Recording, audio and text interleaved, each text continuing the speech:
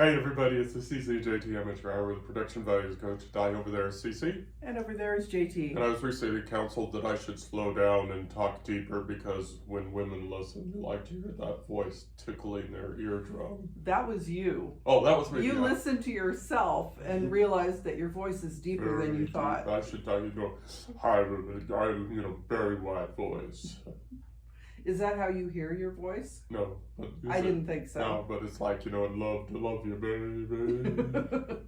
Happy Sunday morning. Let me look here. It's Sunday, January 19th, 2025. It's episode 207 of our award-winning podcast, which we always have to say, award-winning podcast.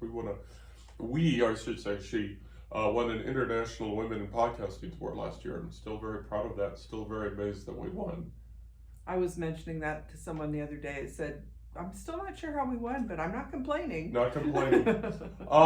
Let's see. Let's talk about a couple fun things that you talked about this morning. Edgar Allen Poe. Yes. So the Baltimore Ravens are playing today. Right. And today is also the anniversary of the birth of Edgar Allen Poe. Yep, so connection there. Also, today is the anniversary of the birth of your grandmother. Happy birthday, grandmother. Yes. Grandma, you are so missed. We really missed you. We live in the Hume Museum, so many of her things, so many of the family things from both sides of Grandma and Grandpa's family. So we have many things. So we call it the Hume Museum. And she was also a writer. Yeah, she was a writer too. The other fun thing I want to talk about is the best fingernail musician in history. And that would be Dolly Parton. And the reason I mentioned the fingernail is because the 9 to 5. Right. If you're familiar with that song at all, working 9 to 5, at the beginning you think you hear a typewriter, but it isn't. Dolly Parton went on shows to explain that was her fingernails playing. She was using that to keep the tempo. Yeah. Struggle out of bed and stumble to the kitchen, pour yourself a cup of ambition, yawn and stretch and try to come alive. My apologies, Dolly. I have nowhere near the voice that you do. But if we could only be half as cool as Dolly Parton, that would be awesome. Oh, she's amazing. Dolly is very big proponent of literacy and books and reading. So, Dolly, keep doing what you're doing. You're amazing. Yeah. We love Dolly. Dolly is awesome. You come at Dolly through us. Definitely. Yeah. Okay. I mean, we joke about Uncle Steve all the time, but I mean, Dolly is like. Yeah. Amazing. And so we go from one rage to the other, and we throw dirt on the grave of something called TikTok. But that may be like a one day outage. We don't know. But it's a political football, like many things are in Washington. TikTok is just another one of those, and it's a selective thing. It's because somebody was able to buy a whole bunch of lobbyists and flood Congress with lobbyists and convince them that TikTok was a danger. Although I will say that it was banned on military bases long before. Oh, yes. So, that's complete. But, the interesting thing is people on military bases use cell phones. Yeah. So we know for a fact that cell phones listen. And other things, too. Well, I also know that cell phones and things don't go into, secure areas, secure for sure, areas. yes. So but that I also know, so. My thoughts and sympathies really go out to the people who've been using TikTok to make ends meet, because they're really the ones who are being penalized by this whole thing. The rest of us were kind of playing around on it and having a good time. I don't think it's going to be very long. One other thing we really need to do is we need to give a salute to Jacci. Yes. Thank you, Jacci. That was awesome. That was sweet. Jacci, before things shut down. But it's out on her other social media. Yes. What's her full name? I know it's Jacci Turner. Jacci Turner. I think she had a middle name. But anyway, she did us a very kind thing of reading from Tundra to Tiara, put it out Tiara. That everybody's tripping from Tundra to Tiara, but we also tend to just call it Tundra. It's the soft romance that the two of us wrote together, and that we're thinking about the prequel now. But she did a very kind half book review, because she says she's about halfway through it. Mm-hmm. It was very sweet. It was very kind. And if I remember when I do the social media, I will link it to somewhere, because I know it's out there in the world, either on Facebook or Instagram or something like that. But I will see if I can dig it up. And in return, we should also say that we enjoy Jacci Turner's books. We have several of them, and she's got a new one coming out. I think it's a sequel to Tree Singer, which will be coming out soon. But definitely, you can check out her books, Love Virus. And Tree Singer and Cracker. And she does some young adult type of writing. So her books are really good. I enjoyed Love Virus a lot. I think I talked about that a little bit. It's actually based during the pandemic, set in Reno, Nevada, and it follows the lives of 3 women. So I thought it was going to be problematic for me because of the whole lockdown kind of post-traumatic stress thing, but it was a very heartwarming book and story. So I highly recommend that one. And thank you again, Jacci. And I read Cracker, and I think that I hope that Jacci becomes famous enough that it becomes a problem and it becomes a banned book, because banned books always sell really great. But it's I'm not going to go into it. You can probably kind of insinuate from the title that it is an interesting book. Well, she has talked about it's kind of a reverse on the normal storyline. Yes. So it's like you said, you kind of infer from the title what it's about, and it does talk about those types of issues, but flipped. Yeah. So I think it's a worthy read, and as I said, I hope she becomes famous enough that it becomes banned, because banned books sell like crazy. Yes, and banned books are the books that we should be reading. Yes. For sure. The reason they don't want you to read banned books is there's something that attacks the establishment. The establishment. So, yeah. So yeah. Anyway, let me see what else we got on the list. Jacci. What else we got on the list here? Before we get into something really cool, we should mention that I'm editing that 2 things. Me and Terry, my editor, my fantastic editor, who I'm so glad that we were able to connect. Yep. We're working on Serving Salvation Book 2, which will be coming out this year. And her suggestions were awesome as usual. It's set in the Serving Salvation universe, and I'm in the midst of doing those edits, and it's coming together. It's working out. It's got problematics. First drafts always have problems, but Terry shined the light and is guiding me. So to my favorite editor, along with the Red Adept team, I'm really appreciative of the suggestions that she made. So, and then this book is coming together really well. And this is a case where I do read the books, and I don't always have the best suggestions because we're kind of on the same wavelength, and everything makes sense to me, whereas, for any other reader, it would not. And that's kind of a lesson to any author. Your loved ones are so close to you that they either will not see the issues, or that they will try to soften the blow of saying, there are problems with this story and you need to fix it. So definitely look for outside editors. Yes. If you find really good ones, hang on to them, because they can make your book so much better. It's a team effort. Yeah, and we're gonna circle back around to that here in a minute, because you know why. And the other thing is on January 31st, this guy goes on sale. It's in pre-sale right now, so if you're on my social media, so you're gonna start seeing snips from the you're gonna start seeing paragraphs and such from the manuscript. And I think this is a really good book. It's a novella. It's between 30 and 40,000 words, and I think it's a quick read, so it should keep you entertained. It's only coming out in ebook format right now. Excuse me, it's only coming out in ebook format right now, as are the parts 2 and parts 3. Once all 3 parts are done, then I'll probably compile it, put it into a single book. And I really love the cover. This is another 99 design cover. You're trying to get that, yeah. It's really a sweet cover. It's a great cover. Very kind of sci-fi noir. Yeah, sci-fi noir. That's a really good way to put it. The book is sci-fi noir, and I've received compliments from my colleagues out on my indie writers, wanting information on how to connect to the writer. So it's really the cover artist. I'm the writer.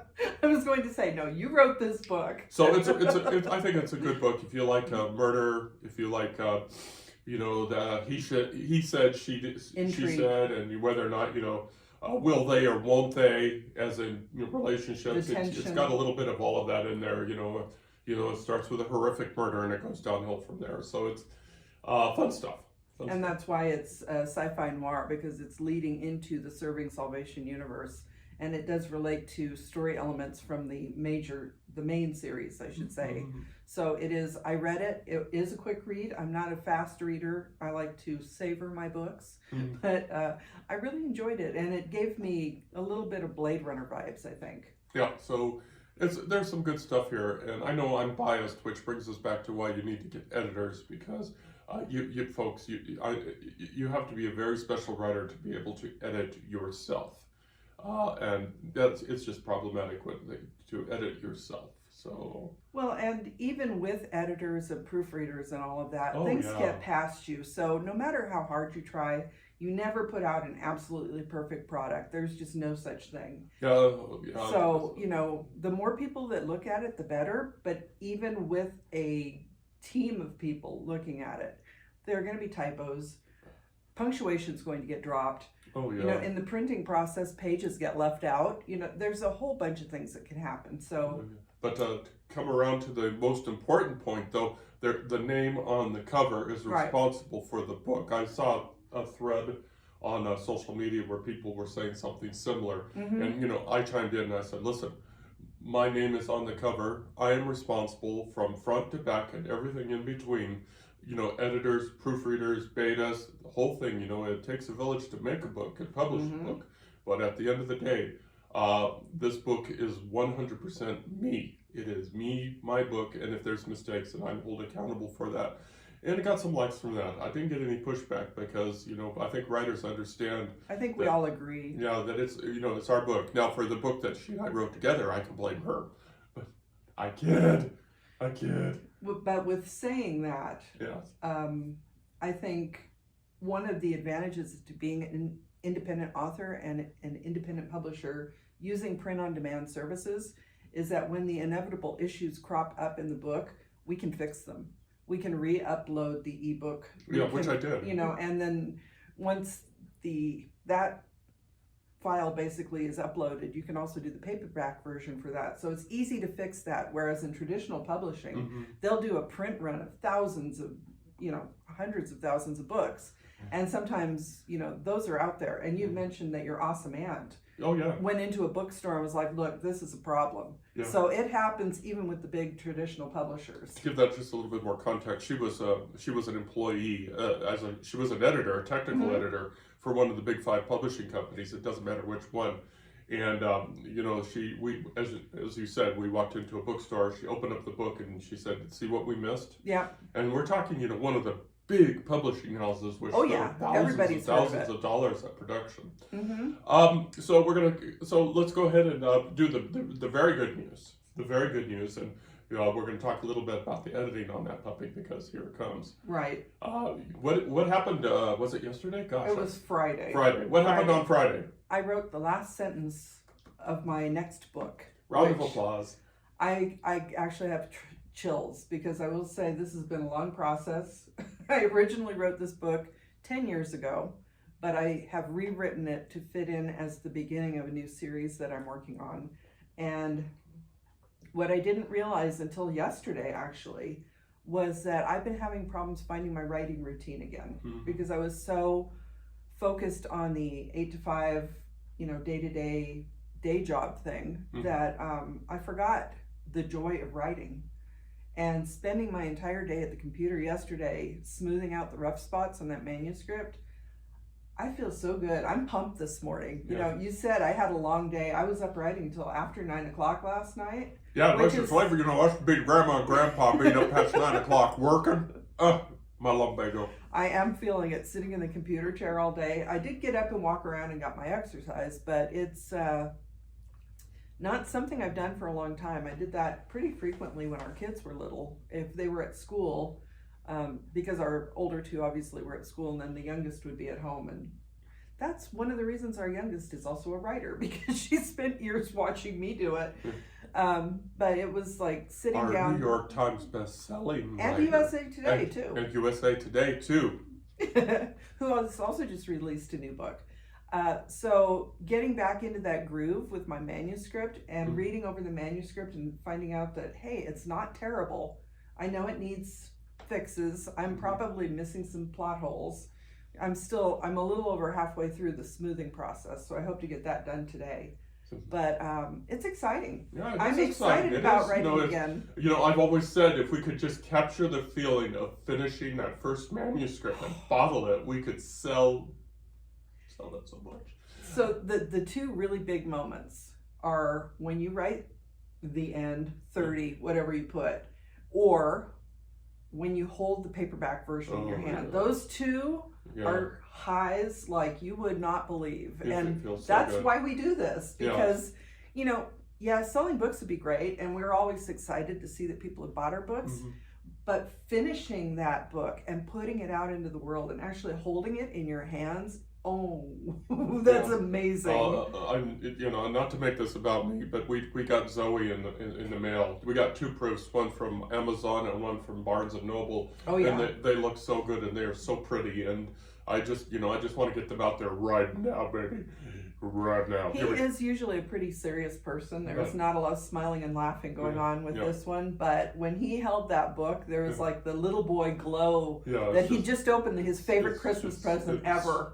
So pretty. And again, really cool. I wish I knew the people that did these covers. I wish I could spout off their names. They're just so good. But if you want to know, I'd be more than happy to do it. But I'm just so terrible with names, and that's something that happens in my writing. But this is not about me, this is about you. So this is about us, because we both have big things going on. So what kills that high, which I hate to say is what kills that high is when you finally finish that smoothing process, and then you have to send it out to the world for the feedback. That's the next step. And this becomes a tight wire act for people, and this is why you want to have a brutal editor. This is why we need more Terrys in the world.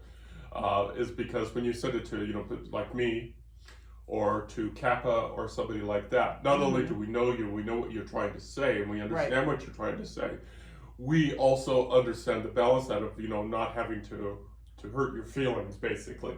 We went through that, and I don't mean to remind you of, a sore spot, but it illustrates the point to our listeners here. What happened to the Bat book is that, Kappa let us down very easily. Well, and honestly, I did not feel at all about that. Bad about that. I don't know how you felt. We met up in person for a lunch because this is one of our beta, our main beta readers. Yes, and they read the book and they expressed the same concerns that we were having, that they weren't quite sure of the audience and the format was a little messy and things like that. But the way they presented it to us, they actually gave us alternative ideas on how we might address it. They came up with some ideas that we didn't think of, and that's one of the biggest advantages of dealing with other people and having them read your work. It's like, well, if it doesn't make sense to people who are probably more of an average reader versus a writer, because they're not writers, that really helps your process, because then that, I need to go back and address this because it wasn't as clear as I thought it was. Yeah, and then that you need, as a writer, you need to hear this. Yes. And I'm going to say that it was blunt, but that might not be the right word. No, it was couched in kindness. Which is what needed. And, yes. We viewed it as a positive experience, and for sure. We need to say that. And Kappa and Dan, what we're saying is we need to hear more of that. Right. We always need to hear when we're wrong. It's easy. Let's put it this way. How should I say it? Love scenes are generally fairly easy. Boy meets girl, girl meets boy. That's they have if you go to the trope, boy meets girl, girl meets yeah. boy. They go through this thing and eventually they kiss. But if you approach it wrong, and it's true, you need to hear that. You need to have the right amount of tension and the right amount of resolution. Right, and I think with the Bat book, what the problem was is we didn't have a mission statement, what we were trying to accomplish, and so you wrote your thing, I wrote my thing, and it just sort of, it was a thing. Well, and the Bat book that we're talking about is related to the big trip we took around the country last year. Right. And what we're doing, we're kind of vignettes of our impressions of the various places we were visiting, because we went to places that neither one of us had been before in most situations. There were a couple that you'd already visited, but it was it wasn't clear who was talking in a particular point. We were trying to figure out how to set up the chapters. Like, we're in Portland, Maine, for example, and JT's view versus my view, and it wasn't quite meshing right. And we wanted to make it something that would, at least on my part, I thought it was something where we would not only show the joy of traveling and seeing new places and learning new things, but also kind of how much we're all alike, no matter where you are. Yeah, no matter where you go, there you are, kind of thing. And then we threw in, there were places that we'd both been to before, and we were throwing in some reminiscences because it was decades ago that we were there. So there was a little bit of everything. It was too much of a hodgepodge. Yeah, it was. You know, well, it's funny you mentioned Portland, Maine. You know, Bath, Maine. You know, it's and I was trying to fold in the problems of my family, specifically my father, who, you know, I hadn't seen before his death, decades before his death, and you know that was of course his family's home. You know, we ended up at my grandparents' house. My paternal It's funny we mentioned my maternal grandparents. We talk about paternal grandparents, and I don't mean to whine. I'm not whining. But we ended up inside, you know, in front of the grandparents' house, who I don't remember ever meeting, you know, that kind of thing. And so we were trying to fold it in, and you're right, hodgepodge. It just sort of, and so Kappa and Dan were very, very kind in pointing that there were problems and probably insurmountable problems. So I don't know about that, because they did give us some solutions as to how to address it. We may yet take another trip around the country to hit some of the states that we haven't yet seen. So I think we should revisit the Bat book and maybe look at it with a different approach, with a different eye, with their suggestions in mind. And I still think it would be a worthwhile project for us to do together, because it could be, you know, based on our relationship, a long-term relationship, the places we've been, the baggage we carry, you know. We're carrying this heavy baggage around the country as we're visiting these places, and that may be how we address emotional and physical. You should see every time we checked into a hotel, man. It was like an army thing, you know. It's like bag But we drags. Turned it into a ballet kind of, because you know we each had our little. But routine is absolutely necessary when you do that. But we may do that for the band trip, which I'm calling the big ass Nevada trip. So yes. Which is our, I don't know if we've mentioned that. That's our plan for this year. Yeah, we're going to talk about that later, because we want to come back to the editing thing. So editing, you know, editing is kind of a dance in its own way, and it's a you know, how do I want to say this? It's a dance that you do while trying to balance drinks in your hand, because you want to have you know, a work of art, right? But you don't want to spill too much. Are you talking about like the bottle dance? You know, maybe a bottle. Is that from Fiddler? Yeah, when they're doing bottle dance, with the bottle on their head. But still, it's like I'm just thinking you know you've got I'm thinking that you're trying to do a dance here where you're trying to, you know, not spill. Maybe juggle. That's a weird metaphor, I admit right up front, but it has some validity to it, because you want to still have a work of art that works together. But but some things have to be added, some things have to be subtracted in order to make it a complete, usable product. And I don't mean to denigrate writing as a product, but that's what you're doing. It's a work of art that has to sell. And the editing, you need to have a very distinctive voice in your writing, or else, you know, you're out there with everybody else and you kind of get lost. And that may be part of our problem. I know we mentioned this in a previous podcast, where I've had a challenge with trying not to please everybody. Basically, the author needs to please themselves when they're writing. You have to be true to your own voice, but you have to know how much of the editor's critiques and suggestions to, you know, roll into it to make it readable to other people. Now, the mistake that we've made in this podcast, and I think that CC sees it too, is we keep saying you as a writer need to do this, you as a writer have to do this, and none of that isn't true. No. Especially since if you saw our sales, you guys would probably be thinking, what are you talking about? Do you even know? But but there is a reality that you have to, as a writer, you have to address minimal needs. I was in a writing class at the University of Nevada. Go Pack. Go Pack. Where the instructor said something that stuck to us. You know, Stephen King can break the rules because he's Stephen King. Right. But until he became Stephen King, he had to obey the rules. Same deal.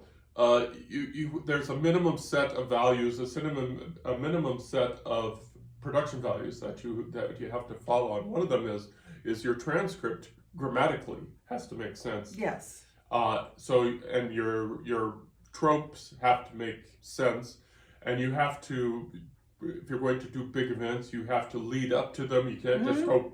You just can't, which I used to do. You have to foreshadow. You have to do foreshadowing. There are minimum set of standards that you have to do as a beginning independent writer. And I hate to say it that way, but there's truth to that. It is, very true. And this is one of the things that I've struggled with also. The idea that I've done a lot of research, I've done a lot of reading, I watch a lot of videos from other authors, I try to take as much advice as possible. Anything that we tell you, you have to figure out how to make it work for yourself. For some people, it won't make sense. Some people learn visually. Some people have to do things themselves to learn. And I just saw someone posted that they were told, gosh, there was an author doing a talk. I think it was Brandon Sanderson was giving a talk and saying that a new author should not publish their first 3 books because those are practice. And there was a lot of pushback on that, but I love this book. And it's like, I don't think there's anything wrong with putting out what may in the future turn out to be a subpar product for you. It shows your evolution as a writer. Yeah.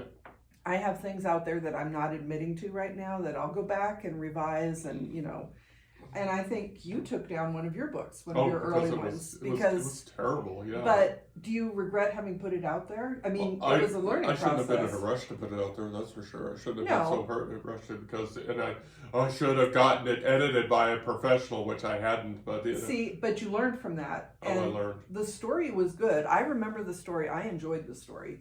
And I think it's valid enough that you could revisit it at some point. So I disagree with the idea of not putting out your first 3 books, but that's something that you have to decide for yourself. So you could take in that advice, you think about it, and you decide what works best for you. Yeah, so true, so true.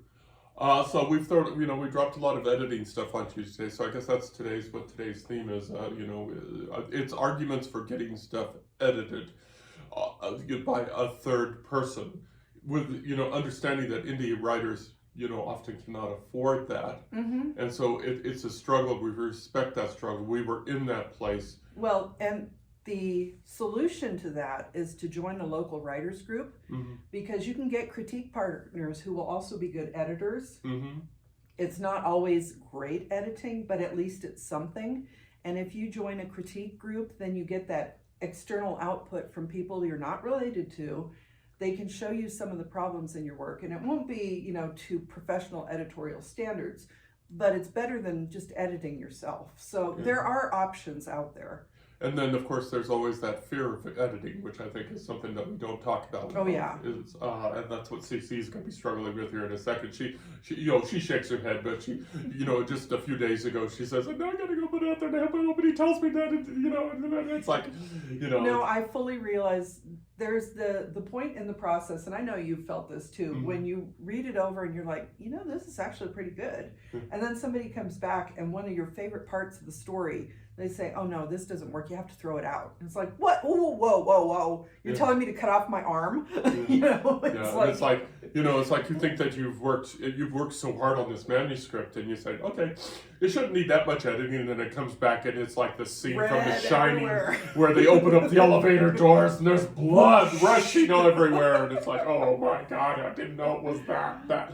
Yeah, it is that bad. That's why you need to have it, because I just proved my point there by saying you think that you're sending out a clean copy to your editors, and your editors are going, "Oh my God, I need a drink." And that's kind of what happened with book 2, is that JT felt pretty good. Now this is a 3-part series. Yeah. So book 1 had been edited and everything, and you struggled to make sure that all 3 books were consistent and that the plot points all matched up and everything.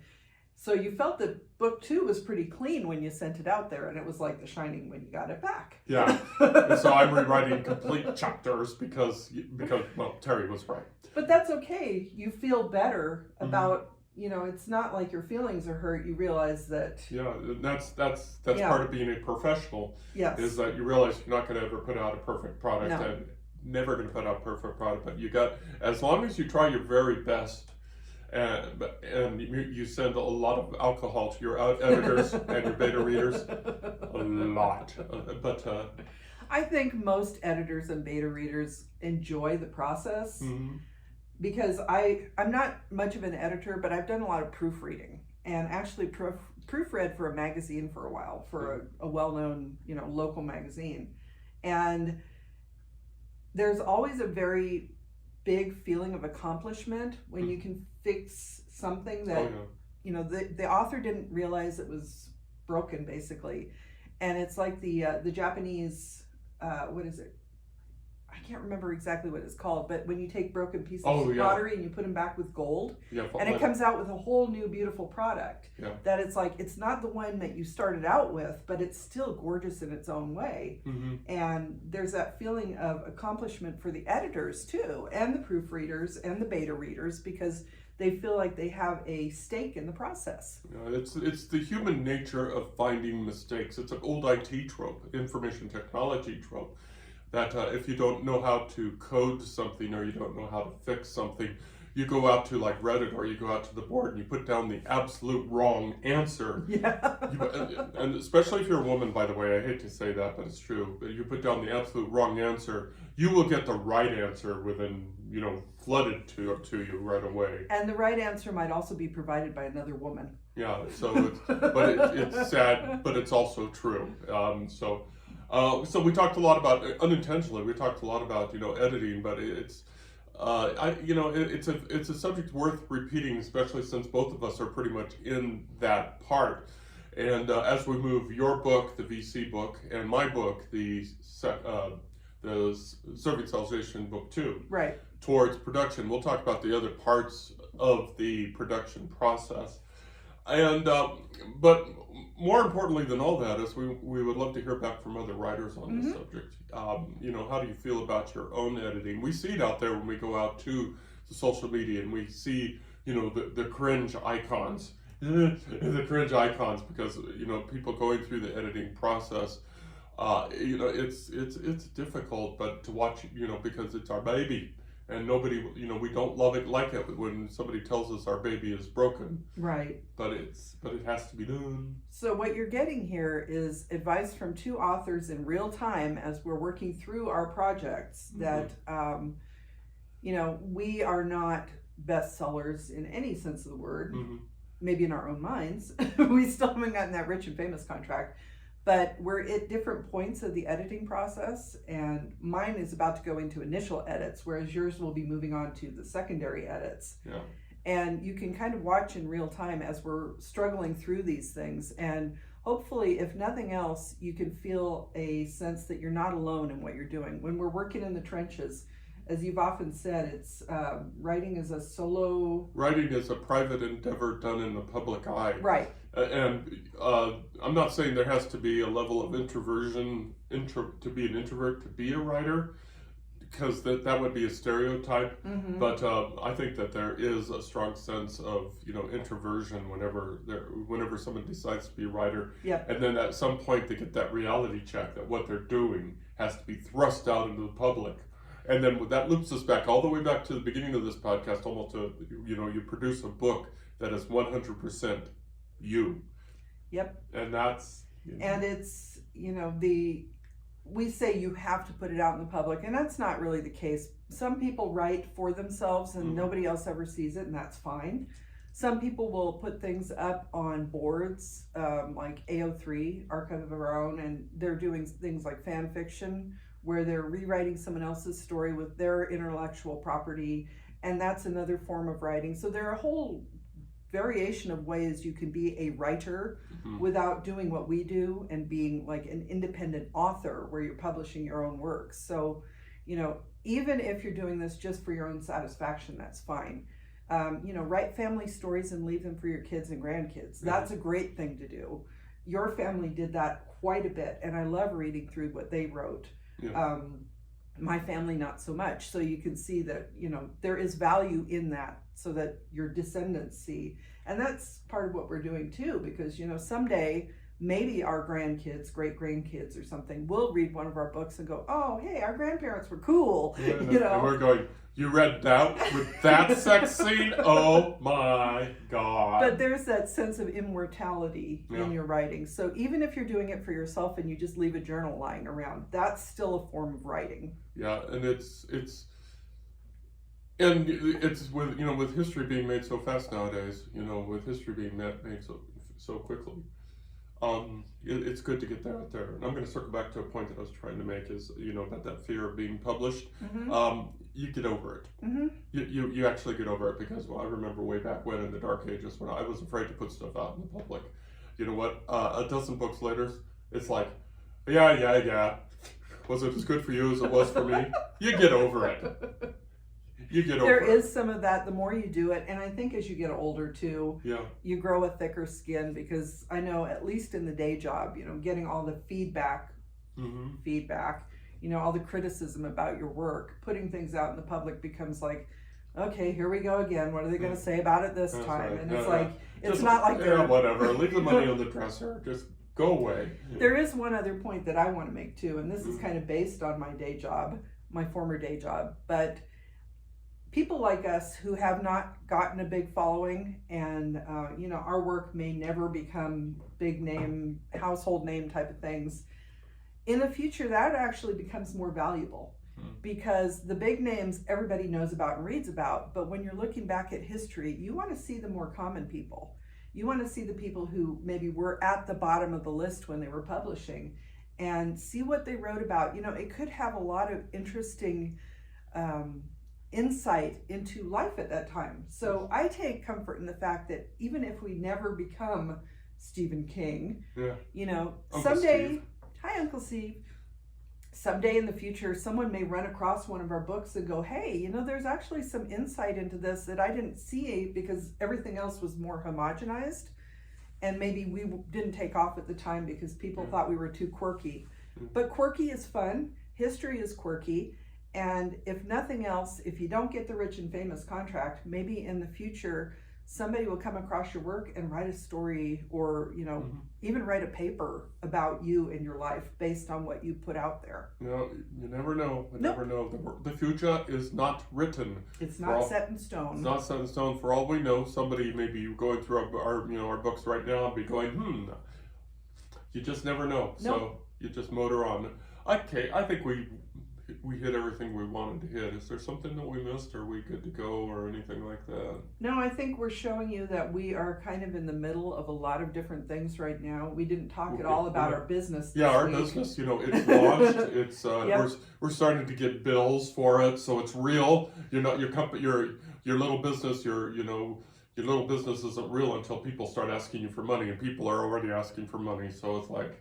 So that's, one of the reasons we're promoting our, this is on Presale. It will be available on January 31st. Yep. Also, we didn't mention on January 31st some of JT's books. Well, Zoe will be the cover reveal. But also Brew HaHa. Yeah. We forgot Brew HaHa. Yeah, we're working with Sierra Arts Foundation, the Sierra Arts Literary Community. They are doing an author table at Brew HaHa this year, which is I think it's like a beer tasting event. It's a big fundraiser for the Sierra Arts Foundation. They have an artist village there every year, and this year they are expanding it to include author tables. So a couple of JT's books, Sheriff in Nevada and Downfall, will be available there, as well as many other authors from the literary community. So if you're in Sparks, Nevada on January 31st, go check it out. Right. And it's a great fundraiser. And we have volunteered for the event. Terry hasn't said whether or not we're needed for the event, but if... Tia. I'm sorry. So, Tia. I know. I've got two beta readers, both named Terry, and it's like, they're fantastic folks, but keeping them straight some days is like... But Tia is going to be checked. Let us know whether or not we will be there, but if we are, please stop by and say hi, because... you just can't get enough of us. And also, we mentioned Jacci earlier. I believe she said she will be there helping to sell. So if we aren't there, there will be other authors, at least one that we know of, who will be helping at the table. So if you want to meet some authors, you want to meet some artists, have a nice evening, and help the Sierra Arts Foundation, go to, I think it's being held at the Sparks Nugget. Right. So on January 31st, 2025. So that's our plug for that. That's our plug for that. Boy, our podcast went a little long today, but you know what? What else are we doing? And the other thing is we talked about the demise of TikTok, so we won't be trying to post this on there. So check us out on YouTube. Yep. I think we got everything. I think so. We actually didn't actually quite. Says it right there too, and we forgot to do it. But well, and that's funny because when we talked about during our Saturday meeting, we discussed what our podcast topic would be, and we're like, oh, we can figure it out, and boy, did we ever! Yeah, we figured it out. We just sort of basically you just start the car and it'll run. And we're not drinking coffee every day now, so I think when we do have the caffeine, we get a little hyped up.